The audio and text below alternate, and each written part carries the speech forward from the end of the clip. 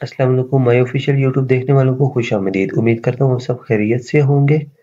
जैसा कि पिछली क्लासेस में हमने शेप टूल के बारे में काफ़ी डीपली डिस्कशन की थी, तो जिसने वो पिछली क्लासेस नहीं सुनी उसको लिंक डिस्क्रिप्शन में मिल जाएगा। वो पहले पिछली क्लासेस लाजमी सुना करें ताकि आपको नेक्स्ट क्लासेस की समझ आए कुछ। तो आज हम बात करेंगे क्रॉप टूल के बारे में। अब क्रॉप टूल के अंदर भी कुछ आपको ये देखें इसमें टूल नज़र आ रहे होंगे। नाइफ टूल है, उसके बाद वर्चुअल सेगमेंट डिलीट है और इरेजर है। अब इन 4 टूल्स के बारे में आज हम डिस्कशन करेंगे और बिस्मिल्लाह करते हैं और आज की क्लास का आगाज़ करते हैं। सबसे पहले हम क्रॉप टूल ले लेते हैं। अब क्रॉप टूल का काम क्या होता है? अब जैसे कि मैंने ये ऑब्जेक्ट एक बनाया हुआ है, इसके ऊपर मैं इम्प्लीमेंट करता हूँ। मैं चाहता हूँ कि मुझे सिर्फ इतना हिस्सा इसका चाहिए, बाकी मुझे नहीं चाहिए। अब मैंने इतनी इसकी सिलेक्शन की है और अब मैं या तो कीबोर्ड से एंटर प्रेस कर दूं या यहाँ ऊपर एक क्रॉप टूल की आपको एक नया ऑप्शन मिल जाएगा। यहाँ पे टिक पे आप चेक करते हैं तो अब देखें उसने वो जितना हिस्सा मैंने क्रॉप किया हुआ था वो तो उसने हमें दे दिया है। लेकिन अब आपने एक और चीज़ नोट की है कि जो हमारे बाकी इसमें वर्किंग हुई हुई थी, जेपीजी इमेज पड़ी हुई थी, उसके बाद हमारे जो टेक्स्ट पड़ा हुआ था वो उसने वहां से खत्म कर दिया है। अब यहाँ पे हमने मिस्टेक क्या की है?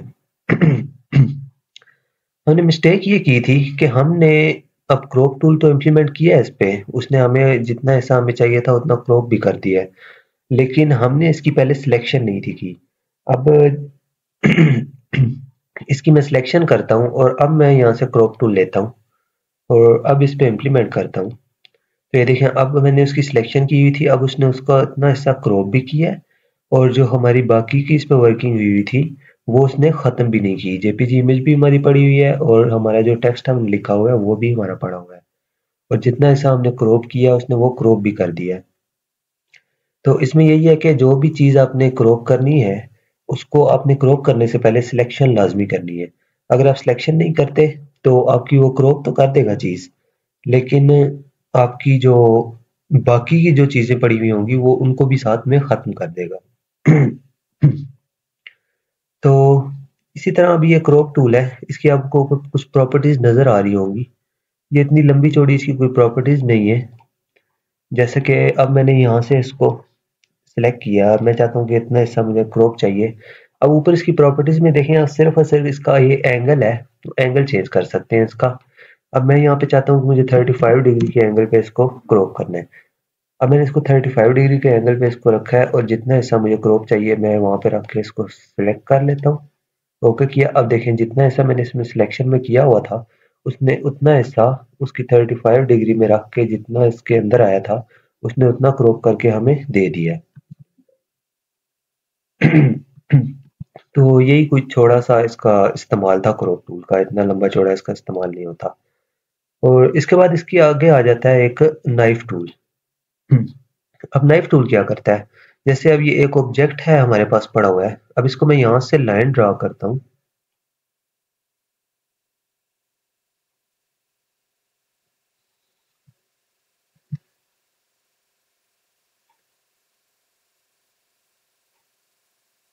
हाँ, अब मैंने यहाँ से इसकी लाइन एक मैं ड्रा करता हूँ। ये देखें, यहाँ से मैंने नाइफ टूल ले लिया और ये मैंने लाइन ड्रा कर दिया, बिल्कुल स्ट्रेट लाइन।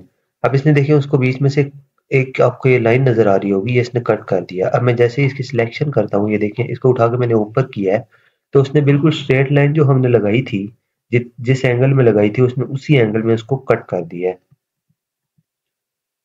तो इसी तरह मैं इसको जिस भी एंगल में यहाँ से इस तरह मैं कट करना चाहता हूँ तो वो उसको कट कर देगा।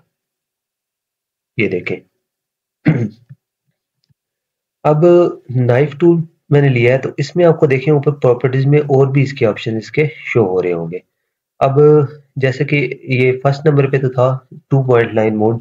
2 पॉइंट लाइन मोड में ये है कि आप बिल्कुल स्ट्रेट किसी भी एंगल से कटिंग कर सकते हैं, किसी भी एंगल से रख के बिल्कुल स्ट्रेट कटिंग कर सकते हैं। अब अगला इससे टूल आ जाता है फ्री हैंड मोड। अब फ्री हैंड मोड का क्या है? ये देखें, जिस तरह मैंने इसको जिग जैग किया है उसने उसी तरह उसकी कटिंग कर दी है।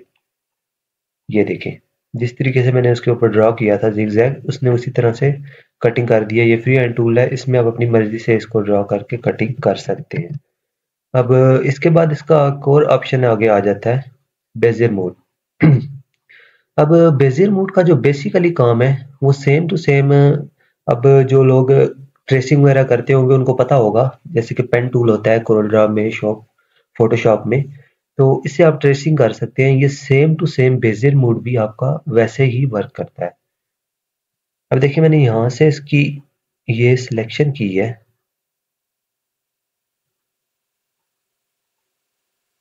अब मैं चाहता हूँ यहाँ से इसको इसको यूं कर्व कर दें। ये देखें यूं। तो अब मैंने यहाँ पे एंटर कर दिया, तो अब उसने देखें जिस तरह मैंने उसकी कटिंग की है, जिस शेप में, वो देखिए उसने उसी तरह से उसकी कटिंग कर दिया। जैसे फ्री हैंड टूल था, उससे अगर हम इस तरह कटिंग करें तो वो इस तरह स्मूथनेस और इस तरह इसके कर्व्स वो प्यारे से वो नहीं बना के देता आपको। फ्री हैंड टूल है, उसमें आप क्या वो ज़ाहिर बात है आपने हाथ से मैनुअल करना है, तो उसमें आपकी इस तरह कटिंग स्मूथनेस नहीं आती उसमें। तो ये आप इससे बेजियर टूल की मदद से कर सकते हैं इस तरीके से। अब इसमें एक और है आगे। अब देखिए जैसे मैंने ये बेजियर मोड सेलेक्ट किया हुआ है और इससे आगे एक है ऑटो क्लोज ऑन कट। इसको भी मैं ऑन कर देता हूँ। और अब मैं ये देखें, अब जैसे मैंने इसको ऑफ किया, तो अब मैंने इसको यहाँ से ड्रा किया, ये यूं ड्रा किया और एंटर किया, तो अब देखिए उसने वो कट कर दिया है। अब जो अगर मैं इसको भी सिलेक्शन करता हूँ, तो अब मुझे क्या होगा, मैंने यहाँ से ड्रा किया इसको, ये यहाँ से यूं कर लेते हैं। और अब मुझे ये है कि यहाँ से मैंने ड्रा तो कर लिया है, अब मैं एंटर करता हूँ तो वो इसको ख़त्म नहीं करेगा, बल्कि मुझे इसका जो पॉइंट है, जो स्टार्टिंग पॉइंट था, वहां पे आके मुझे इसको मिलाना पड़ेगा। और अब मैं एंटर करता हूँ तो अब देखें वो जितना हिस्सा इससे के अंदर आया था, उसने उतना हिस्सा इसका कट कर दिया है। बाकी ऊपर वाला हिस्सा जो इसमें था वो उसको ख़त्म कर दिया है। मतलब जितना हिस्सा इसकी सिलेक्शन के अंदर था वो उसने वहां से ख़त्म कर दिया, और जो उसकी सिलेक्शन के बाहर आ रहा था वो उसने हमारे सामने शो कर दिया, और यहाँ से इसने इसकी जिस तरीके से हमने कटिंग की हुई थी वो की हुई है। तो ये इस तरीके से आप अपनी मर्जी से शेप्स वगैरह बना सकते हैं। वैसे तो इसका इतना ज़्यादा इस्तेमाल नहीं होता, लेकिन फिर भी ये इसी तरह अब ये जैसे जेपीजी इमेज है, इस पे भी आप नाइफ टूल लेते हैं, तो ये देखें यहाँ से मैं इसको स्ट्रेट ही इसी को करते हैं। तो ये देखें मैंने अब इम्प्लीमेंट किया यहाँ पर, और ये अब मैंने जो स्ट्रेट वहां से एंगल इसकी कटिंग की थी उसने उसी तरह से उसको कट कर दिया। जेपीजी पे भी इसने वर्क किया और ऑब्जेक्ट के पे भी उसी तरह ये वर्क कर रहा था। अब मैं इसको यहाँ से ये जैसे टेक्स्ट लिखा हुआ है, इसको मैं यहाँ से लैंड ड्रा करके ये इतना इसको मैं कट कर देता हूँ। तो अब देखें इसने इसको भी कट किया है।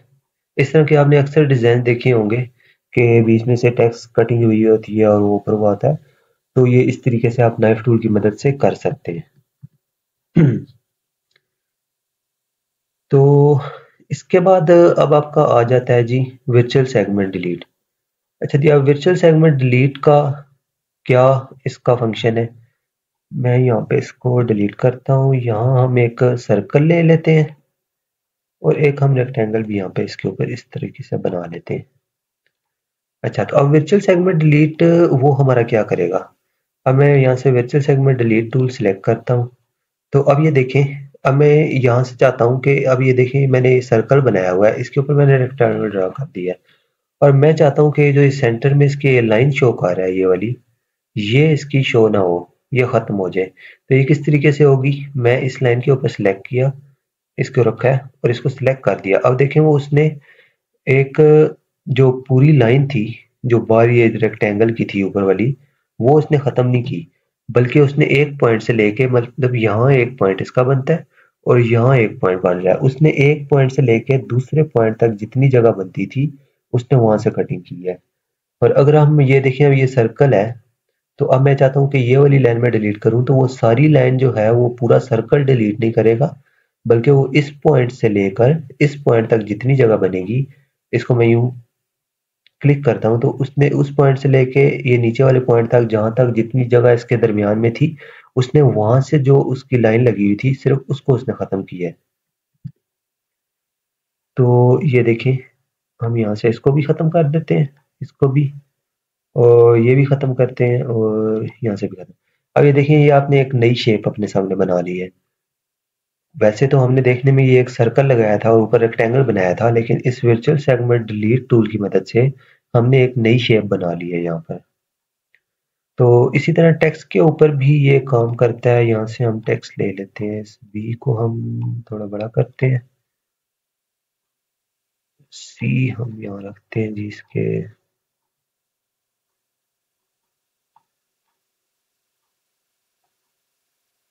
इस तरीके से। और इसको दोनों को सिलेक्ट करके हम इसकी आउटलाइन लेते हैं ब्लैक कलर में, और जो इसका सेंटर में कलर है वो हम खत्म कर देते हैं। सी को हम यहाँ से थोड़ा सा बड़ा करते हैं सिलेक्ट करके।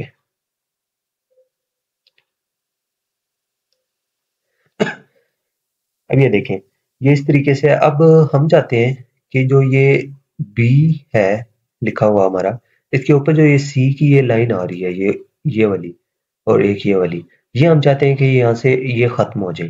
तो ये हम वर्चुअल सेगमेंट डिलीट टूल लेंगे, और अब ये देखें, मैं इसके ऊपर जितना मर्जी क्लिक कर दूं वो इम्प्लीमेंट नहीं करेगा।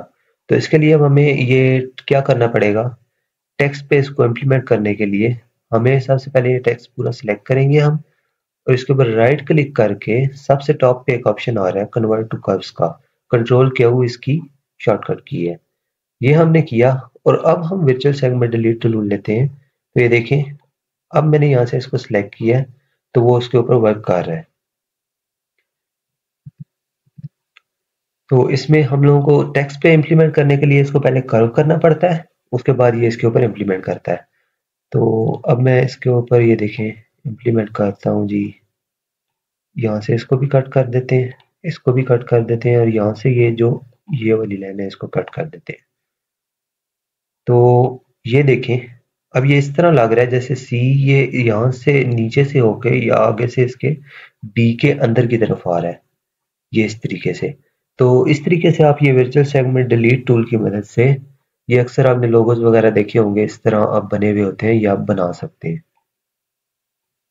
तो उसके बाद इसका आ जाता है जी इरेज टूल आ जाता है इसमें। अब इरेज टूल का ये है कि अब मुझे इसमें जितना हिस्सा इसका कट चाहिए, देखें अब मैं यहाँ से इसको ये इसके ऊपर ड्रैग कर रहा हूँ, जितना जितना हिस्सा मैंने इसका इरेज किया ड्रैग किया उसके ऊपर, उतना हिस्सा इसने मुझे इसका इरेज कर दिया है जेपीजी का। अब इसी तरह मैंने इसको ये टेक्स्ट को सिलेक्ट किया है, सिलेक्शन पहले ज़रूरी है, आपने सिलेक्ट लाजमी करना है। इसमें अब मैंने इसको किया, ये देखें, तो इसने इसको टेक्स्ट के ऊपर भी इम्प्लीमेंट किया है इसने। तो इस तरीके से आप कोई भी चीज़ यहाँ से इरेज करना चाहते हैं तो ये आप इरेज कर सकते हैं। तो ये कुछ टूल थे, इनका इतना ज़्यादा कुछ ख़ास इस्तेमाल तो नहीं होता, लेकिन फिर भी ये जो नाइफ टूल इसमें इसका काफ़ी इस्तेमाल होता है लोगोज वगैरह में या वर्चुअल सेगमेंट डिलीट का। तो बाकी जो क्रॉप टूल है और इरेज टूल है, इनका इतना ज़्यादा इम्प्लीमेंट नहीं होता। तो ये आज छोटी सी क्लास थी एक हमारी, उम्मीद करता हूँ आपको समझ आई होगी, और अगर आपको समझ नहीं आती आप कमेंट सेक्शन में हमारे से पूछ सकते हैं। और अगर आपको क्लास पसंद आती है, क्लास को लाइक किया करें, शेयर किया करें, और चैनल को लाजमी सब्सक्राइब करें।